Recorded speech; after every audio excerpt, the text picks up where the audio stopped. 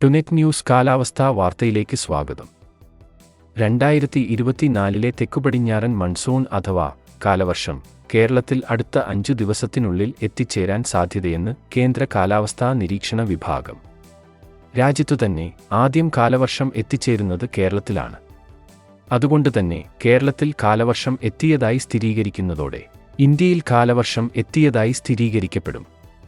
നേരത്തെ സംസ്ഥാനത്ത് കാലവർഷം മെയ് 31 എത്തിച്ചേരുമെന്ന് കേന്ദ്ര കാലാവസ്ഥാ വിഭാഗത്തിന്റെ രണ്ടാംഘട്ട പ്രവചനത്തിൽ അറിയിച്ചിരുന്നു. മെയ് 19 ആൻഡമാൻ ദ്വീപിൽ കാലവർഷം എത്തിയതായി സ്ഥിരീകരിച്ചിരുന്നു. നിലവിൽ ഇത് ശ്രീലങ്കയിൽ എത്തിയിട്ടുണ്ട്. അതേസമയം കാലവർഷം മുന്നോടിയായുള്ള മഴ സംസ്ഥാനത്ത് തുടരുകയാണ്. 2-3 ദിവസമായി മഴ അല്പം കുറഞ്ഞിട്ടുണ്ടെങ്കിലും ഒറ്റപ്പെട്ട സ്ഥലങ്ങളിൽ മഴ ലഭിക്കുന്നുണ്ട്.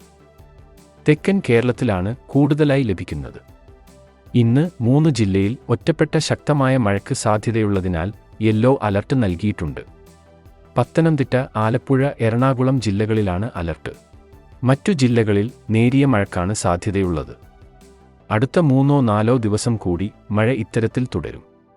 ശേഷം വടക്കൻ കേരളത്തിലേക്ക് കൂടി ശക്തമായ മഴ വ്യാപിക്കും.